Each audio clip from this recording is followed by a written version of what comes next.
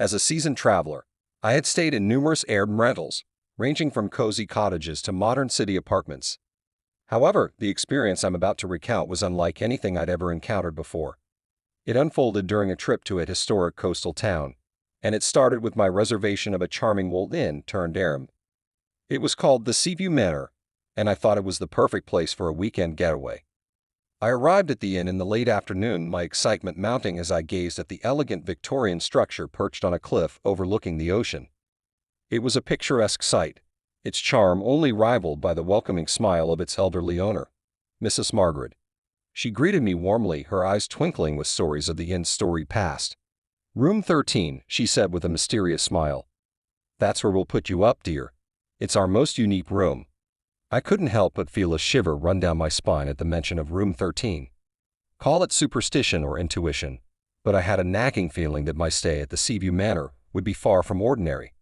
Mrs. Margaret led me up a grand staircase to the room, and as I stepped inside, I was struck by its Victorian elegance.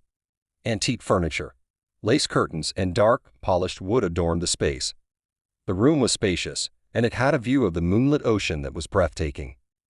I was captivated by its charm and decided to dismiss my initial unease. The first night was uneventful. As I lay in the comfortable bed, the sound of the waves crashing against the shore soothing me asleep. However, the tranquility was short-lived. In the dead of night, I was jolted awake by the distinct sound of children's laughter echoing through the room. It was a strange and unsettling sound for a place that was supposed to be devoid of other guests. I stumbled out of bed, my heart pounding, and switched on the lights.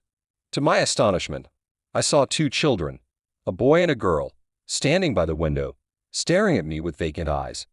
Their clothes looked as if they were from another era, with frilly collars and long dresses. "Who are you?" I stammered, my voice quivering. But they didn't respond. Instead, they turned and walked through the solid wall, disappearing from sight. I pinched myself, thinking it was a dream, but the adrenaline coursing through my veins was all too real.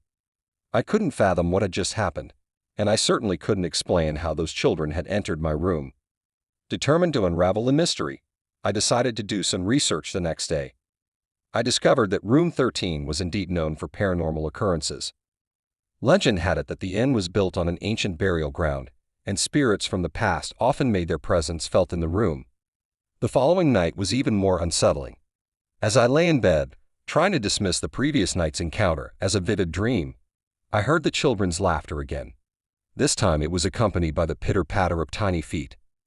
I watched in horror as the boy and girl appeared, holding hands and circling the room. Their giggles were both innocent and eerie, as if they were trapped in an eternal game. The clock struck midnight, and suddenly the room's temperature dropped dramatically. I could see my breath, and frost began to form on the window panes. The children's laughter turned into mournful cries, and their figures started to distort, their faces contorting into masks of anguish. I wanted to escape, to flee from Room 13, but an invisible force held me in place. The children's cries grew louder, filling the room with a bone-chilling cacophony. It was as if the very walls were weeping. Then a spectral figure materialized in the corner of the room. It was a woman, her long, disheveled hair veiling her face. She wore a flowing white gown, and her presence exuded a profound sense of sorrow. She stretched out her arms towards the children, and the room was filled with an otherworldly, anguished wailing. The apparition's eyes met mine, and I was overcome by an overwhelming sense of grief. Her silent plea was clear. "Help us." In a panic, I reached for my phone and dialed Mrs. Margaret.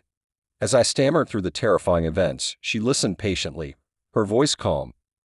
"I'll be right there, dear," she said. "Stay in the room, and whatever you do, don't let them touch you." She arrived within minutes, carrying with her a small, ancient-looking book. With a trembling voice, she began to recite incantations in a language I couldn't understand. The spectral figure recoiled, and the children's cries grew even louder. As Mrs. Margaret continued the incantation, the room's temperature began to rise, and the frost on the window panes melted. The apparitions slowly dissipated, their cries fading into the night. When it was over, Mrs. Margaret turned to me, her eyes filled with sympathy.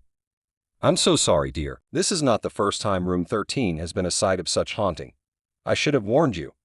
She explained that the spirits of the children and the woman were trapped in a never-ending loop, reliving a tragedy from their past.